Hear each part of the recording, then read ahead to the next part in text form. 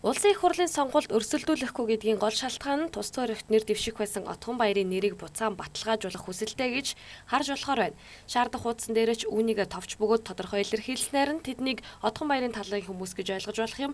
Мөн Сүрэн Жавыг нэр дэвшүүлэх асуудлыг намын анхан шатны болон дунд шатны байгууллагаар хэлэлцүүлээгүй нь дүрм зөрчиж байна гэжээ.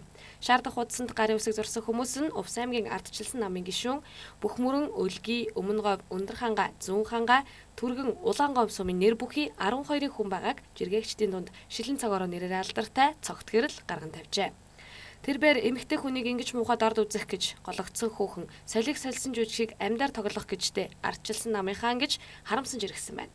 Харин бусад жиргээгчдийн хувьд сонгогдоогүй байхдаа ингэж гидсэндээ хөлөө жилцэж байгаа хүмүүс сонгогдсон хоноо яах болоо гэсэн хариултыг өгчээ.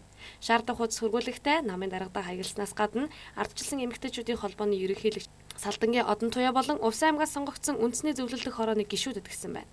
Уг нь бол үндэсний зөвлөлдөх хорооны 200 гаруй гишүүн хуралдаад санал хураалтаар олонхын санал авсан хүнийг улсын их хурал дэвшүүлдэг дүрмтэй. Үндэсний зөвлөлдөх хорооныхоо дүгнэлтийг ийхүү эсэргүүцэж шаардах хуудас хүргүүлж байгааг харахад намын анхан болон дунд шатны байгууллагууд удирдлагатайгаа холбоотой ажилдаггүй илэрлэжээ.